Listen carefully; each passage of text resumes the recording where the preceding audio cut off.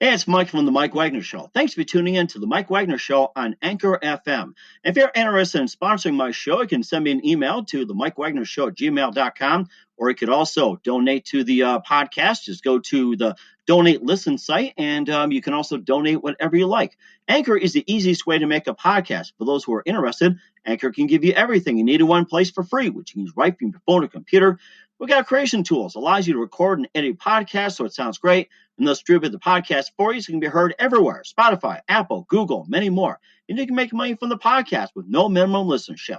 So download the Anchor app for free or go to Anchor FM to get started. It's now time for the Mike Wagner Show, powered by Sonic Web Studios. Visit online at sonicwebstudios.com for all your needs.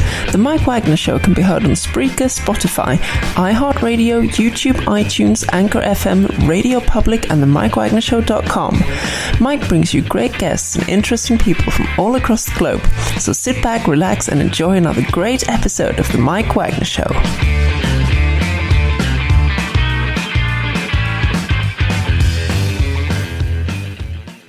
Hey everybody, it's Mike from the Mike Wagner Show, powered by Sonic Web Studios. Visit online at sonicwebstudios.com for all your needs. Looking for a professional website without breaking your budget? Sonic Web Studios is the answer. Sonic Web Studios offers fast, affordable custom web designs at below the competition way.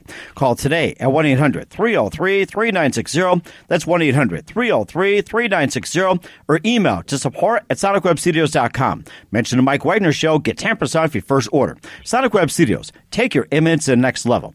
Also, the Mike Wagner Show can be heard on the MikeWagnerShow.com. You can check our Facebook page at Facebook.com/The Mike Wagner Show. You can download and listen on Facebook, SoundCloud, Spreaker, Spotify, and iHeartRadio.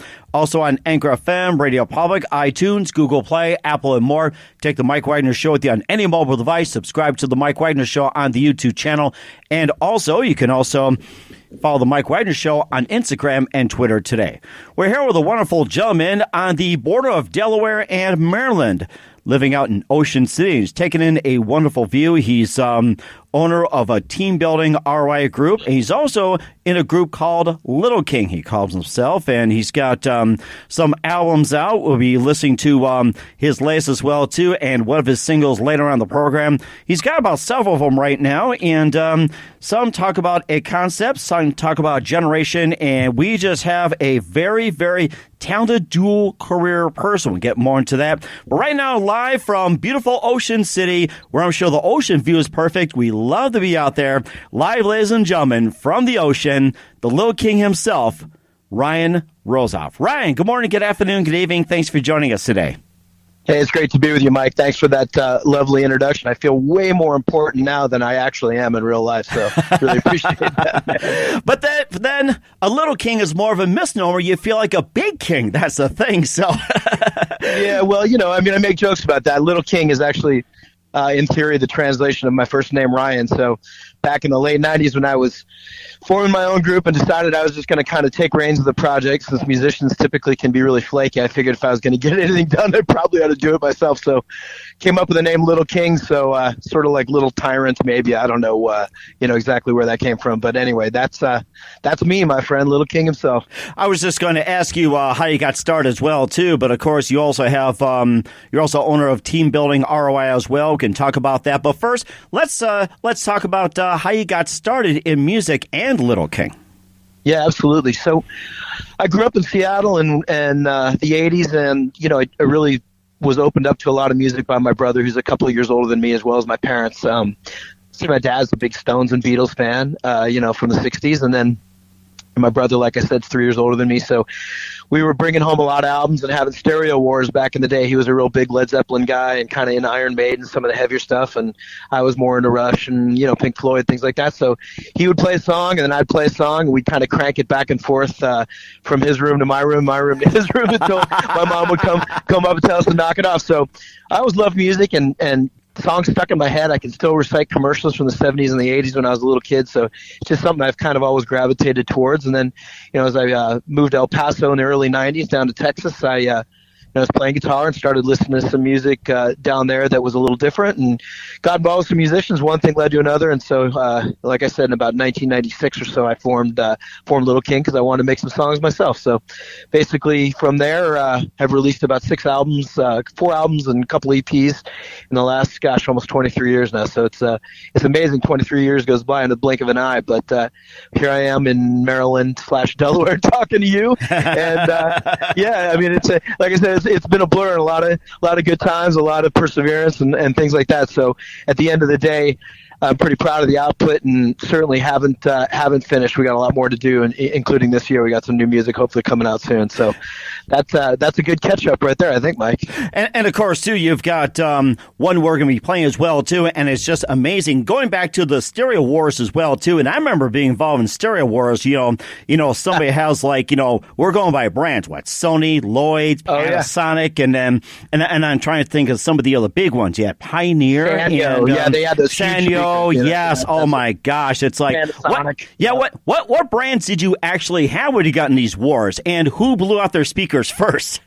I don't remember what my brother had, but I definitely had those big old Sanyos, with a fake wood and the big black, mesh on them. I mean, people don't now who buy their first stereo, they have no concept of how big those speakers used to be and how loud they used to be. So I think I played a song. I remember I played Xanadu by Rush with a ton of bottom end, synth bottom end. I think I lost /won. I think I blew my speakers out with that song in the early 80s, right before CDs. I mean, we're talking about LPs. Of course. I remember the LPs. Before, yes. Yeah, of course. Yeah, of course. So this was, spinning a Farewell to Kings by Rush, probably 1980, 1981, and boom, that big bottom end hit, and that was the end of that. It was time to upgrade or change some different speakers. So I think I was the winner of that particular battle. And of course, how loud and long you played as well too. And I remember those days. And of course, getting back to Little King as well too. That you had your first album. What was it? Trans Mountain in '97. Time Extension 98, but you also went through, and it looks like a 6-year absence as well. To you have Virus Divine in 04, then Legacy of Fools 08, and maybe just tell us about the time gap and what you did during that time. Yeah, I'd like to, say that I'm consistently inconsistent, or vice versa. I mean, it's never intended to be that way, but I'm a father. I got a couple kids and a career, and life intrudes, and sometimes I haven't been able, necessarily financially or just, in terms of my focus, to be able to entirely dedicate myself to the release of music. In particular, I think, especially now with downloads being, the key to not making money selling music anymore. You really have to tour and continue to kind of play live in order to further one's career, unless, as I've done, you're able to release music every few years. So it does seem like I've gone every 3, 4, 5 years and then released another album. And I also don't want to put out music for the sake of putting out music, Mike. I don't want to put things out that are going to last, that leave something of a legacy, and that are well thought out and well put together and constructed. I don't anticipate ever, putting out an album a year unless I'm really inspired. I'm really in a place where I'm able to do that. I think that taking your time and being patient and working songs and reworking them. I'm my own editor for the most part. So, when I'm editing and when I'm writing a song, I want to make sure that it's finished when it's done. And that doesn't typically, the way I write music and the way I construct music and arrangements doesn't typically lend itself to writing a song or an album in a day or a week or a month. It's a much longer process for me. So in the end of the day, I'm okay with the bands that I listen to go in the studio and they come out in a week and a half and maybe write an album every year. It's just never really been my MO, so to speak. So at this point, I think it's a little bit accelerated. I feel motivated. I really like the band and the core that I've got, and I feel like we've really hit our stride in terms of this lineup that I'm playing with now, and certainly Occam Spoiled, the new EP, I feel is the best work that I've ever done. So maybe into my 40s I've figured something out, but as I said before, I don't really like to rush these things out. So whether it's 2 years or a year and a half or 3 or 4 years, I want to make sure that when I release something and I look back in 20 years as I do now, to Time Extension and 17 years back to Virus Divine, that I have output that I'm proud of, and it's something that I can listen to and not completely cringe, all the way through listening to my catalog. Like how 80s, how 90s, some people would say, you'll look back on it, so you want a timeless thing, you're right. Yeah, that's right. And I was raised on that music, and I try to stay as current as I can. I think a lot of us, most of us relate to the music that we grew up with. I think that's the stuff that we internalize. And so my playlist is certainly, rooted a lot in the 70s, the 80s, and 90s, and into the 2000s. But, I do try and stay current. I do listen to, what's going on the radio now. Sometimes it's hard for me to get my head around. I'm not a huge fan of auto-tune. I'm not a huge fan of computer-produced music. I like to think that, we do things in one or two takes. We do them live. We don't use a lot of auto-tune in the studio. But, yeah, I certainly harken back to the day, my friend, when it comes to music that still moves me the most. Mm-hmm. And of course, you talked about the one. Do you play it on albums as well, too, right? Rush and Led Zeppelin. Who are some of your favorite artists and singers and musicians growing up, and the ones that influence you guys as Little Kings today? Yeah, well, those two guys in particular, I think Zeppelin and Rush were big, so I don't need to get into a great detail about them. And Pink Floyd, I mentioned them before. I was sort of late to the Steely Dan party. I love them. They're one of my favorite bands, but I didn't really understand that, I think, until I got a little older, just because their lyrics, I think, are for adults. They're hard to relate to when you're a kid growing up. Most of Donald Fagen's lyrics are about, sex and drugs and rock and roll. So, but he's pretty, he's pretty articulate, and he uses a lot of sort of, inferences and references that I didn't maybe necessarily grasp. So Steely Dan, certainly a huge Talking Heads fan, and David Byrne's solo career as well has been very influential to me. I think he's an absolute genius. I grew up on in the 80s, but late 80s and on into the 90s, I became a huge hip hop fan. So I still listen to a lot of Tupac and Biggie and all of the Aftermath stuff, Dr. Dre and Death Row, and those artists really maybe don't necessarily influence my music, but they certainly influence my work ethic, and they certainly influence the hustle ethic. I was actually a hip hop promoter for about 6 years in the early 2000s, and most of my clients were up and coming, underground rappers, and to see how much they hustle and grind, and see how much, they spend crafting their lyrics and trying to get the word out, really did inspire me as an artist. So I've got an interesting background. I grew up in rock and roll, but I certainly have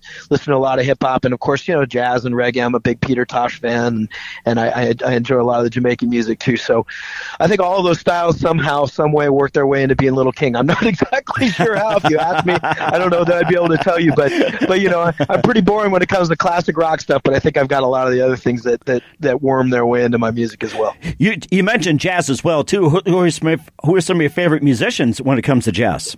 Yeah, I'm pretty generic. I mean, I love Coltrane, and when I'm writing or when I'm walking, I definitely listen to a lot of Coltrane, and certainly some Miles Davis. I was listening to Take 5 this morning, actually, because I'm constructing a song that has a couple passages in 5, and so in Take 5, it really made that that measure in 5/4 flow pretty seamlessly. So definitely listen to a lot of the classics.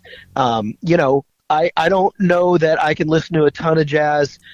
Recorded jazz. I certainly appreciate live jazz, especially when individual soloists take their cues and do their thing. I really appreciate solo art like that. So I do enjoy jazz, but it certainly isn't, the primary focus of what I listen to, but certainly Coltrane and Miles for sure. And even the older stuff too, even going back to Glenn Miller Orchestra. Yes. Just arrangements and things like that. I love it all, man. My playlist drives everybody nuts, because it's like, good God, will you just pick something? when I hit shuffle on my playlist, I've lost a girlfriend or two like that, my friend. Oh, no. Oh, yeah. And of course, you talked about Miles Davis as well too. What are your thoughts on his classic Bitches Brew? Yeah, that's the one. So that's the one my brother turned me on to back in the day, and I think is it a 4-disc CD? I can't remember. I don't have the disc anymore, but it opened my mind up. And of course, I was coming at it as a kid from a rock and roll standpoint. That was rock was the stuff that I grew up on. So to hear somebody be able to incorporate all those movements, and sort of, it's almost to me a blend of classical and rock and roll and blues and R&B, to be able to put all that stuff and to create all those moods and all those different distinct tones. It was really something that opened my eyes to what could be done, even just in the context of, in my case, in a 3-piece band. What can you do? And I was listening to Vivaldi the other day, and I listened to all the 4 Seasons, because that's another thing that inspires me. And just, again, all those different movements and how many moods you can create, and yet still have a through line and have something that connects each of those pieces. And I think, Miles, especially in Bitches Brew, I think was able to achieve that for sure. That is fantastic. We'll take 5 and talk about your 5 releases before your latest. But first, listen to The Mike Wagner Show at themikewagnershow.com, powered by Sonic Web Studios. Visit online at sonicwebstudios.com for all your needs. Look at a professional website without breaking your budget. Sonic Web Studios is the answer. Sonic Web Studios offers fast, affordable custom web designs that blow the competition away. Call today at 1-800-303-3960. That's 1-800-303-3960. Or email to support@sonicwebstudios.com. Mention the Mike Wagner Show. Get 10% off your first order. Sonic Web Studios. Take your image to the next level. Also, the Mike Wagner Show can be heard on the MikeWagnerShow.com. You can check our Facebook page at Facebook.com/The Mike Wagner Show. You can download and listen on Facebook, SoundCloud, Spreaker, Spotify, and iHeartRadio. Also on Anchor FM, Radio Public, iTunes, Google Play, Apple, and more. Take the Mike Wagner Show with you on any mobile device. Subscribe to the Mike Wagner Show on the YouTube channel. Also follow the Mike Wagner Show on Instagram and Twitter today. We're here with the dual career Little King, the Big King from Ocean City, Maryland, along the border of Delaware. Ryan Rosoff here on the Mike Wagner Show. We talked about how he got started and how he became Little King, and of course, talking about how he got the name, his upbringing when it comes to music, and we're going to talk about his the 5 releases that they put out. We'll start off with Trans Mountain in '97, and tell us how he got started, and we can get the ball rolling.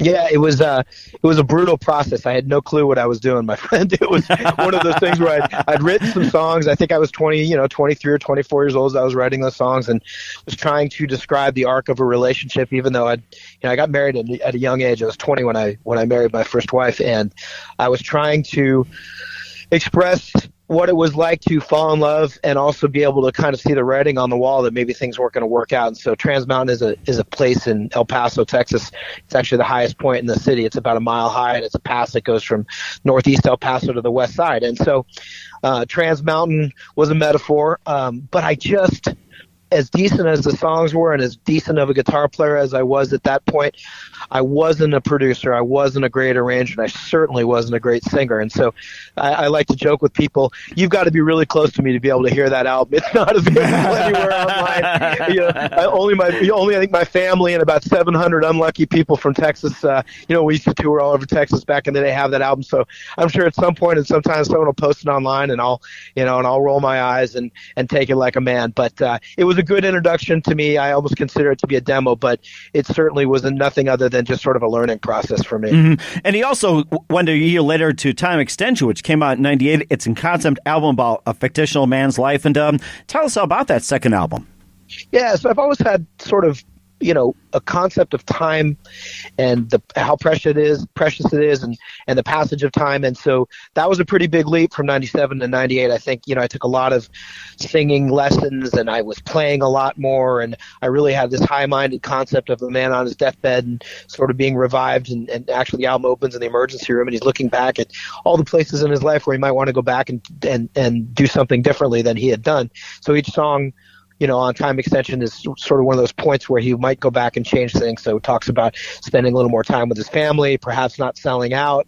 There's a daughter, there's a song dedicated to my daughter called Madeline, which is basically is an instrumental I used to put her to sleep with. And we had a record deal, so we actually had some money behind us. There's a company called Shade Records down in Texas that we recorded a place called Village Studios, which has done, everybody from Juan Gabriel to ZZ Top to a bunch of famous bands. And so we had the great studio experience. We had some very experienced people who would put their hands on my music, and that took us from Trans Mountain, which was a demo, to an album that was actually a real album. We're actually incorporating a couple songs, Bloodline and I Didn't Ask, into our live set this year. So it's really cool to go back and revisit some of those songs and say, gosh, maybe I wasn't totally inept in 1998. There might have actually been some merit to what I was doing. I still hadn't quite developed, I don't think, as a singer. I don't think I'd quite developed as an arranger. There's some passages that I've revamped, when we play them live, but it certainly is something that I don't totally cringe when I listen to now. And I'm pretty proud of, being 25 or 26 years old and recording that and putting it out. And I think people who listen to that are like, okay, I can see where this guy was going. There's some redeemable qualities on that one. But again, I don't think we really arrived, and I really arrived as an artist until, Virus Divine came out in 2003. And I think that's the one where it's sort of the beginnings of me really knowing what I was doing from start to finish. And of course, we were going to talk about that Virus Divine. And of course, you had All I Need, Narcissus, and Echo, Peacemaking, Peacemaker, Second Wind in the Morning, and just tell us a little more about that album. Especially, it took like a 6-year time off as well, too, and quite well worth it. Yeah, I was married and working and trying to make things work, and moved to Seattle for a while, which is my hometown, then back down to Texas, and had toured a lot in between, and just wasn't working for me in terms of my marital, my marriage and being a young father and trying to take care of business. So did take a little time off, and as I had said before, started a production company where I was doing a lot of promotion and particularly a lot of hip hop. But I had the opportunity in 2003 to travel to Toronto, which is where of course Rush is from, and had the opportunity to meet their old producer Terry Brown, who did their first 10 albums I would consider to be their classic albums. And Terry and I became friends, and I had a bunch of songs that were sort of inspired as I was going through a divorce. And so when I contacted Terry and said, hey, I've got these songs and they're half recorded, would you like to work on them? And one thing led to another, and we finished engineering and tracking those down in Texas. And I took the tracks up to Terry up in Toronto and spent a couple weeks with him and mixed them and mastered them up there. And he's a legend. I mean, the guy is, first of all, one of the nicest, smartest, most humble men I've ever met. It's amazing, you meet your heroes, and a lot of times I think you're disappointed, but he was not disappointing, and he and I still remain friends to this day. He's in the 70s now, but boy, he was full of energy and just a great guy to work with, and I learned so much working with him. So Virus is cool. He put his touch on that, and what they call the Brown sound, Terry Brown's famous Brown sound. He mixed an album that I think is close to perfect as it could have been, and so I'm pretty proud of that one. And we again incorporate couple of the songs from that album, Virus Divines, in the new set list, as well as Narcissus and Echo. And I listened back to that one, and it moves me. I was going through a tough time for a lot of that when I recorded it, and it harkens back. All the songs are like little satellite dishes, and they sort of soak up the essence of what was going through at that time. So when I go back and I listen to Virus, I feel like, gosh, I remember the ethos of what I was going through at that time. I remember what inspired me, and a lot of it I can even remember when I wrote the guitar riff, where I was and what I was doing and what I was wearing that day in the studio. It really had a pretty profound impact, not only as a musician, but also personally. I have fond memories of that one, but they're also a little bit painful as well, for sure. I was going to say, if it's okay, if it's okay, I like to play a title track and hear the Terry Brown sound. So Virus Divine here on the Mike Wagner Show. Here's the title track with the Terry Brown Rush sound here on the Mike Wagner Show for just a little bit.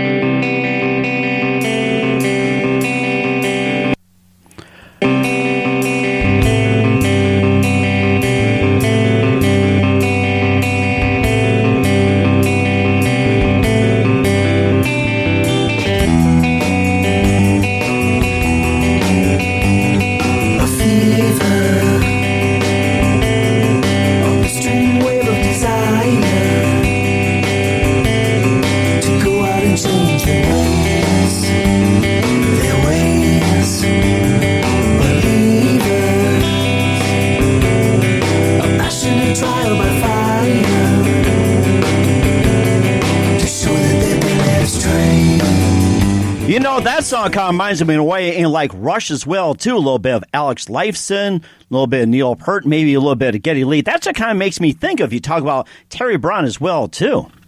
Yeah, I mean, he put his hands all over that, and he made those 10 Rush albums sing. So I knew that. I've always been influenced by Rush, and again, to work with my hero and to be able to get him to kind of direct me as the songs had already been completed in terms of being recorded but not mixed, he had a profound effect on me and effect on those songs as well. And he also did a follow-up, too, called Legacy of Fools, which came on 2008, and tell us about that one. Now, did Terry Brown produce that one, or was it done by somebody else in this one here?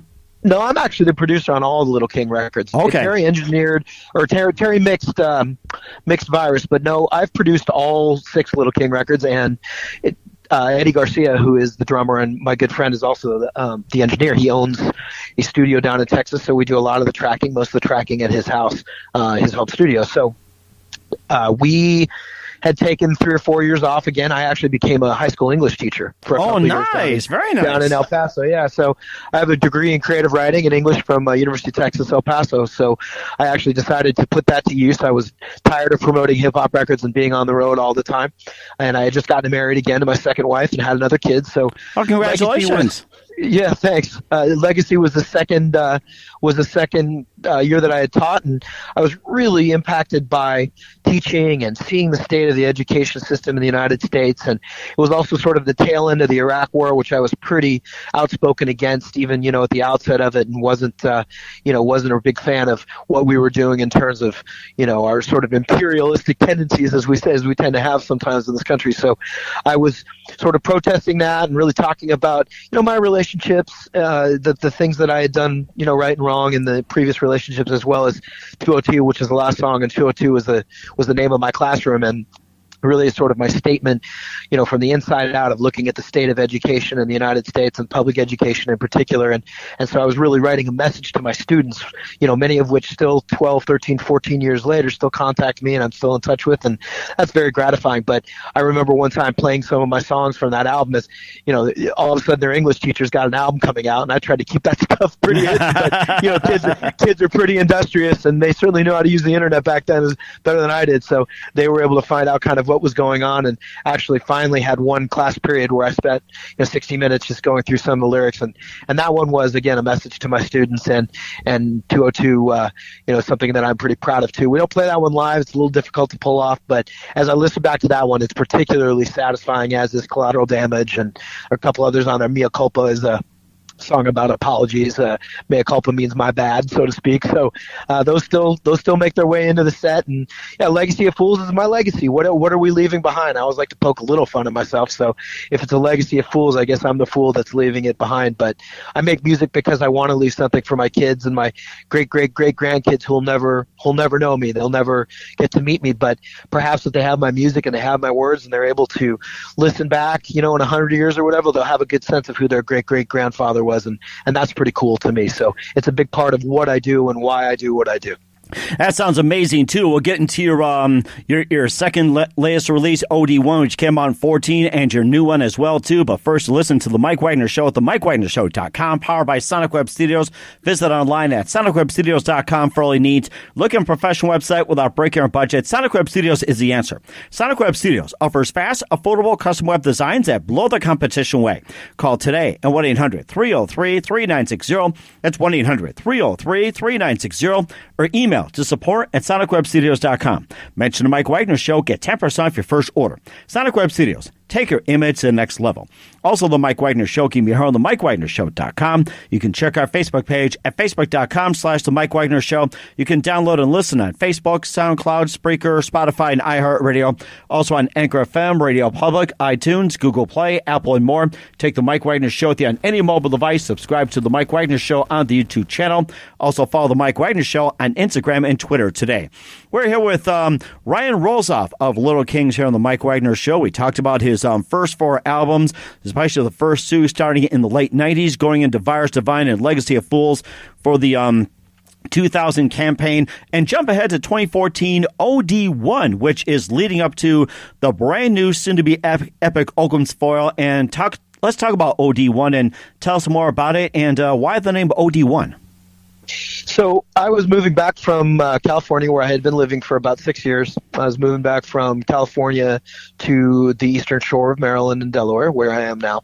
And I traveled through Texas as I was driving back. My wife at the time and my son were already here, so I spent some time kind of commuting between the West Coast to the East Coast. And as I stopped in Texas, I had some songs written. I kind of wanted to stay in the game. It had been, as since 2008 since I'd put anything out. And I had a song called Happy Home, which was really, again, a reflection of some tough times, not only in my marriage, but also in work and things that I was going through. So really felt like I needed to record that one. And that today probably still, remains my favorite song that I've ever written. And I think, it's something that I'm super proud of, but it was tough. It was a difficult time. And, I had an instrumental that I'd had in the bag for a long time with a Let It Beat Down, and enjoyed playing that one. And I'm a huge Oakland Raiders fan too. So the Black Hole is homage to going to Raiders games and partying in the parking lot, which I've done more than my share of, RIP Oakland Raiders, now the Vegas Raiders. But I was back with Eddie in Texas, and I wanted to make some songs. And so I did it. And as I said, Happy Home in particular. And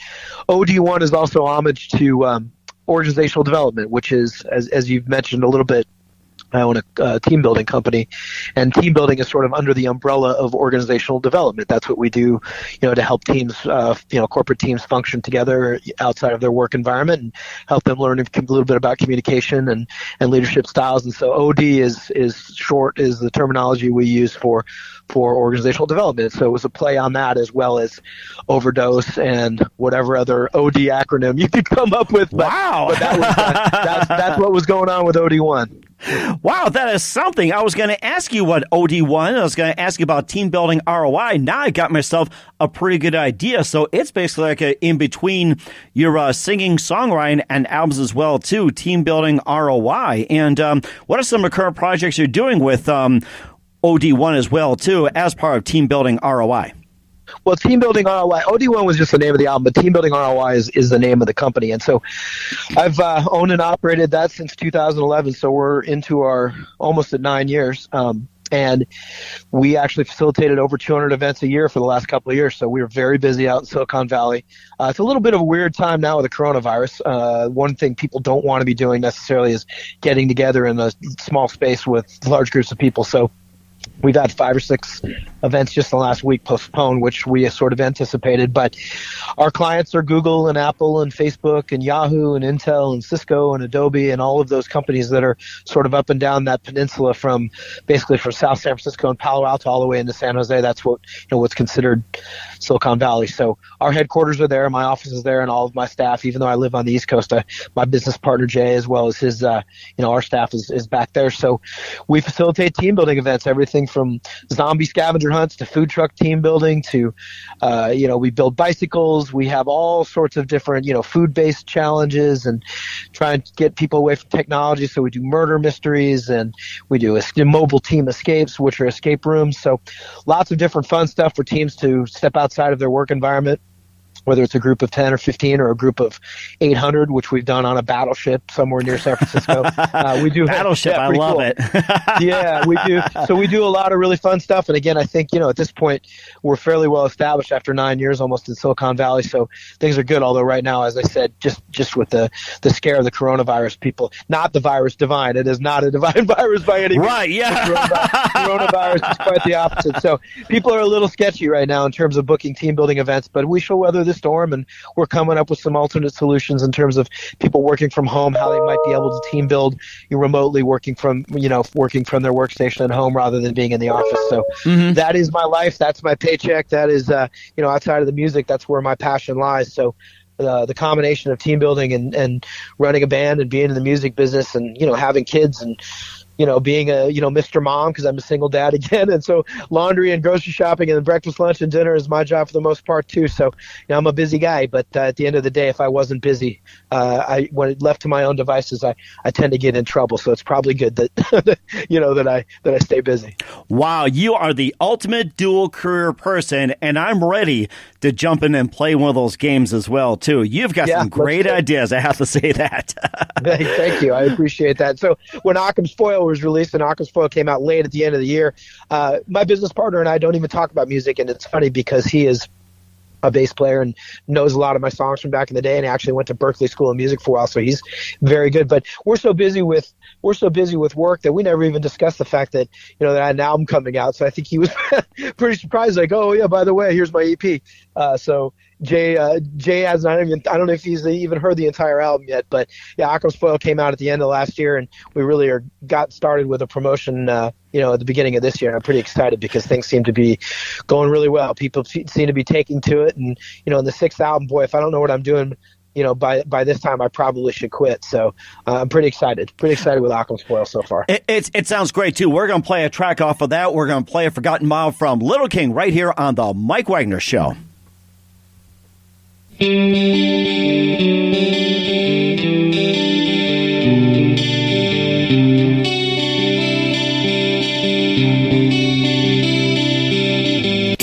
I was a lost guy, lonely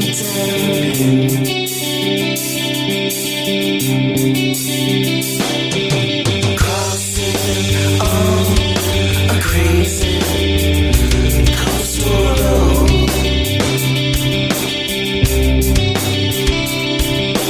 Will you lift me by the sun?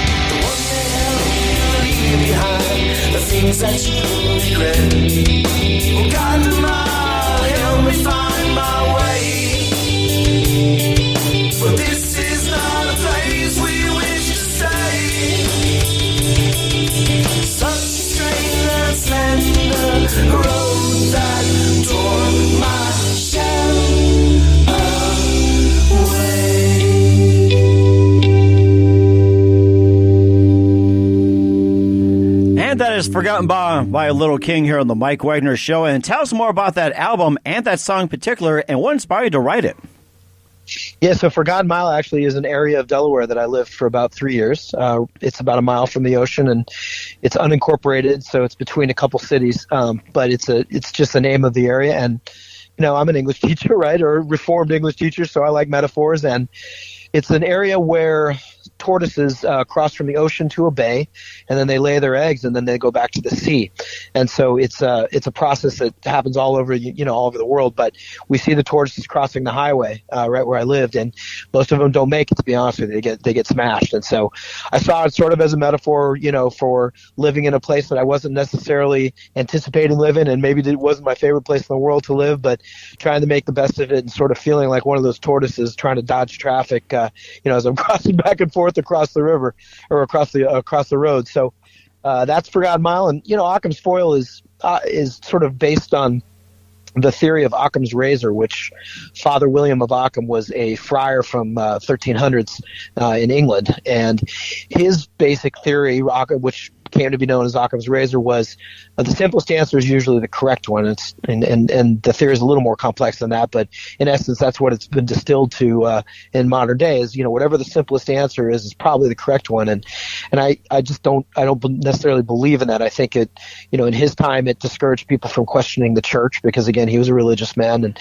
I think now, it's more used to let people be a little lazy and a little ambivalent. And I think that the simplest answer might on the surface seem to be the correct one, but I think it discourages, deeper thought and introspection and discussion with people who maybe don't necessarily agree with you, which to me is one of the greatest downfalls in our country and around the world, really. But entertaining someone else's idea, maybe they've got an idea, or maybe they've got a philosophy that you haven't necessarily, considered or appreciated for what it is. And so, being a good listener and understanding things and digging a little deeper and doing a little more research. So the foil to anything in literature is the counter argument, or is what the antagonist has the foil. It's usually, or the protagonist has the foil. It's usually the antagonist. So this album is the foil to the argument or the philosophy of Occam's razor. And again, each song on there in some way, shape, or form is thinking a little bit more deeply and challenging the audience and challenging our listeners to think a little bit more deeply. Go back and listen to the song again,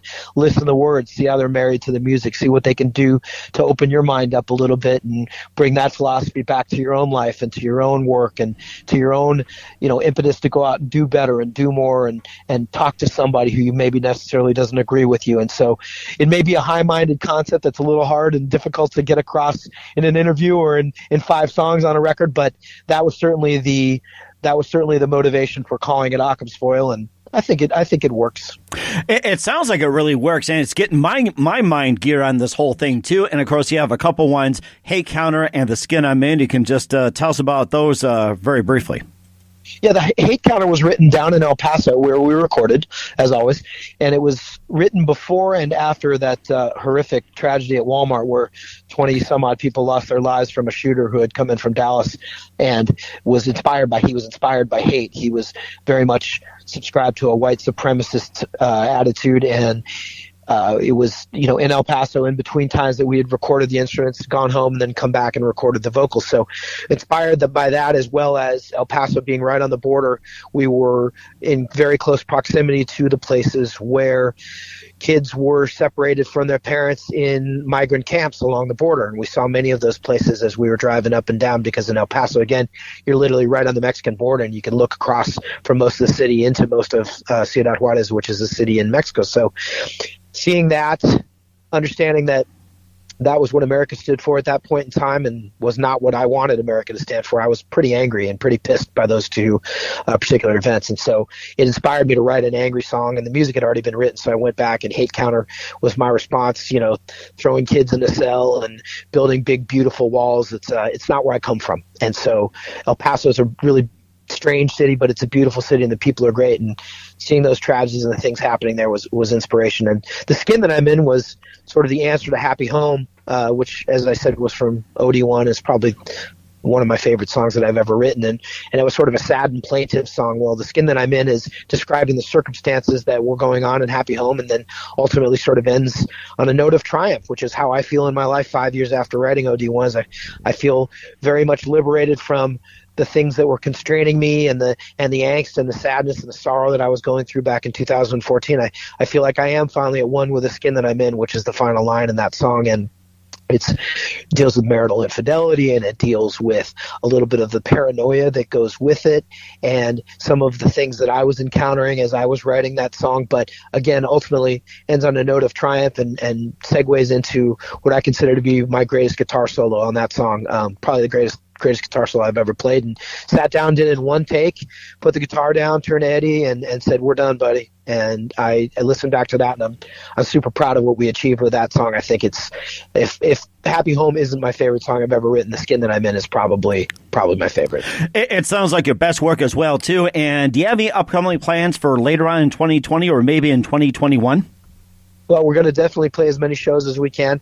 We've got some drummer issues because both the guys that I play with are in other bands and have other projects going on. So I think by May we'll be on the road. Certainly no later than June we'll be on the road. And plan to do at least 30 to 40 shows this year. Like to go and play in Europe if we can, although that's a whole other can of worms to open up, but I'm excited to do that. But more than anything, I've really been writing, Mike. I've got a couple songs that I've been working on the last couple days that I'm very, very excited to record. And we've got a producer who I can't really talk about now, but he's done a ton of great stuff. He produced all of 311's work and Bad Brains, and done work with Soundgarden, and has done work even with Aretha Franklin and Whitney Houston. And wow. The guy's a legend. He lives in Jersey. So went to his house a few weeks back and spent some time with him, and we vibed and got along well. And so I'm anticipating, hoping to work with him this year and create another Little King album. And what I'm writing now is exciting. It's a little bit more intricate and a little more complex and a little bit more epic and maybe longer songs, but I'm not interested in the conventions of writing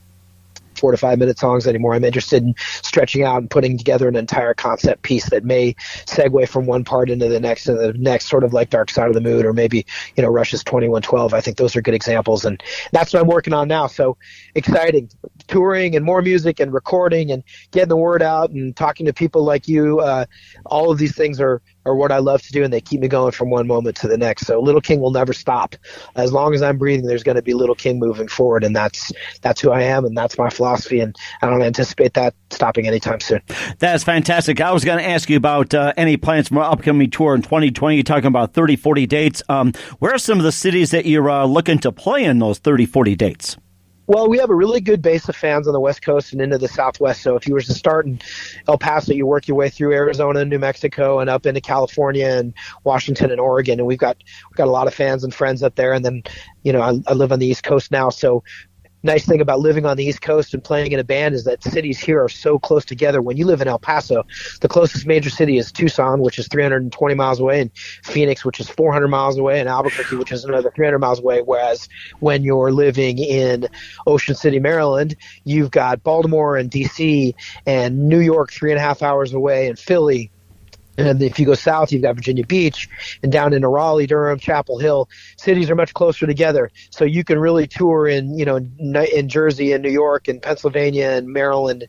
You can play a different city every night for 2 weeks, and you're still playing a different place with a nice population base. So I anticipate doing the Eastern Seaboard, basically from Florida probably all the way up through to Boston. Just so many different places to play that I haven't yet played with Little King. So that's what we anticipate, is a lot of East Coast, a lot of West Coast, and you never know, I may get to Fargo, my friend. we'll see. There you go. Go visit my roots. You and I were joking offline about that when we met. My uncle still lives in Fargo, and my mom grew up in Devil's Lake, and my grandfather on the other side is from Grand Forks. So I'm North Dakota deep. Wow, I was going to say along the east side, and maybe you can call them up afterwards and see maybe how much snow they've gotten lately, or if they've maybe it has warmed up a little bit, or have them come to the west side of the state, maybe get some heat or anything like that. Just head out to Dickinson, Williston, or maybe even Bismarck, or maybe up to Minot for a little bit too. Yeah, absolutely. Or Wapaton or Wapato or where, I guess that's the east side. But I met a guy the other day from there, and it blew my mind because in the middle of Maryland, you don't expect to meet a lot of North Dakotans, but he's actually a doctor here, and he's Persian, and he grew up in North Dakota. And I said, "You get out of here." So he happens to be just about the same age as my mom too. So we had a pretty good my gosh. conversation.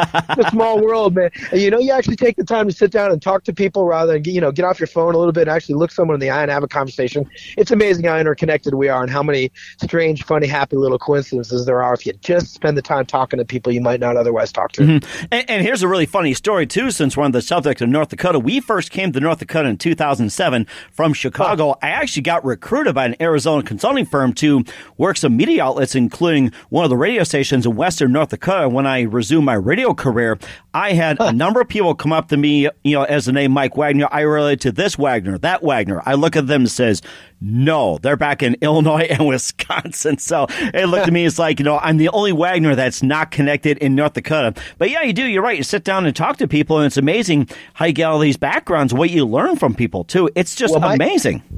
My grandparents, so they came from, or great-grandparents, I should say, came from Germany and from Russia. And they came, and they were Jewish. That side of the family is Jewish. And they came to Grand Forks, I think, in 1906. And then on the other side, I had family come to North Dakota in the late 1800s to Devil's Lake. So I've had family from North Dakota, in North Dakota probably for over 130 years, I would say, at this point. That is amazing. Devil's Lake is great for fishing. Grand Forks is great for hockey. I have to say that. There you go. Yeah. I need to get back up there. I need to go visit my uncle. He's getting older, and I need to go up and go get back to Fargo. I haven't been up there in 15 years, but one of these days, for sure, soon I will. I'll come knock on your door, my friend, and we can hang out a little bit. Sounds great. You're welcome anytime. And of course, we're here with once again Ryan Rosoff of Little King here on the Mike Wagner Show. And just a couple of things, we'd love to have you back on. Definitely sometime in 2020. Who do you consider biggest influence in your career, Ryan? In my career, all those bands we've discussed, I think those were big influences. I had a mentor, a gentleman by the name of Paul Holbrook, who I worked with in the mid to late 90s up in Seattle. And he was an entertainment, I wouldn't say he was an attorney, he was more of a consigliere, right? But he taught me the music business, and he taught me a lot about not only performance and branding and marketing, but also just how contracts work and how the business in general worked. And he really had the strongest work ethic of anybody. So he and I were in business together in the music, in the music industry for a while. And Paul was a great mentor, and he's gone on to bigger and better things. And he's got an interesting business, which is actually based in China now. It's a whole other conversation. But I would say Paul was a big influence. My father is a great man, and is fortunately still healthy and happy at age 77, and lives in Seattle. And he was a doctor. He's retired now, but again, just a kind human being, and really taught me the value of hard work and staying persistent and being kind to people and making the correct decisions, and the value of karma too, that it pays itself forward when you do something the right way rather than taking a shortcut or trying to get over on somebody. It will always come back to you in some way, shape, or form. So those two guys outside of the music, just in terms of musical influence, I think Paul and my dad are huge influences for me for sure. That is fantastic. And what's the best advice you can give to anybody at this point? I think it depends on what where you're going in your life and what station you're at. I would say the thing that I've learned probably over almost 48 years, Mike, is that don't settle. Don't settle for just okay. You get one go round here, and we don't know what comes before, and we don't know what comes after. Whatever you believe in, there's no certainty. The only certainty is that you put one foot in front of the other. And I know so many people have settled for a career that may have made them a little bit more money, or maybe had a little bit more prestige, but they weren't particularly happy in it. Particularly in the in the team building business that I'm in now, I see a lot of that. I want to encourage people to follow their dreams and follow their passion, and the money will follow. And something that I preach to my children all the time: find something that lights you up every day. When you wake up, you're stoked to do it, and when you go to bed, you can't wait to get up again the next day and do it. That's a win for me. And if I could give that motivation to my children and infuse that to people surrounding me and get that message across in my music and in my everyday life, I think that's the most important thing. Is find your passion, go for it. Don't settle for something that's just okay. Let somebody else do that. You go get what's yours, and it'll always work itself out in the end if you believe in what you're doing. That is fantastic advice. The heck with the coffee and the energy drinks, especially Monster.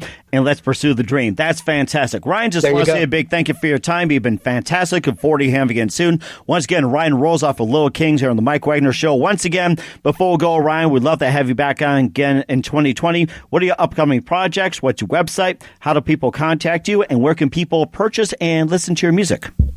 Everything is on our website to start with. So www.littlekingtunes, Tunes, littlekingtunes.com is the hub. So all of the streaming services, Spotify and Apple Music and all of those good things, as well as our links to our Facebook and our Instagram and YouTube and Twitter, all at Little King Tunes. They're all on there. But littlekingtunes.com is really the hub. And I think you'll be surprised how much stuff is on there. Long biography, and all of our songs from the last 5 albums are able to be streamed from YouTube on there, as well as tons of articles and images, and it's updated pretty frequently, as is our Facebook page. We have a lot of updates on there. So please, go visit, and you can certainly find a way to buy our music. God forbid somebody should actually pay for a download in 2020. if you get a crazy notion that you may want to support an artist, certainly you can go to our CD Baby page for Little King and Little King as an artist and go buy it there too. But projects yet to be announced, but certainly our touring plans are coming up. We're going to be announcing very soon our plans for the road, and when we get ready to record, that'll be on there as well. So do visit littlekingtunes.com, and we appreciate you having me on. Appreciate everybody's interest, and I can't wait to see people on the road. Come up and talk to me when you see me. I'm a pretty approachable guy. So there's no rock star ego here, my brother. Sounds good. We'll head out to Ocean City and do that too. Ryan, just want to say a big thank you for your time. You've been fantastic. Looking forward to having you again soon. Do us a favor, keep this up to date in 2020, and love to have it back on again and come back up to North Dakota and visit us. Thanks, Mike. I appreciate you having me. Appreciate everything. Thanks for listening to The Mike Wagner Show, powered by Sonic Web Studios. Visit online at sonicwebstudios.com for all your needs. The Mike Wagner Show can be heard on Spreaker, Spotify, iHeartRadio, iTunes, YouTube, Anchor FM, Radio Public, and themikewagnershow.com. Please support our program with your donations at themikewagnershow.com. Join us again next time for another great episode of The Mike Wagner Show.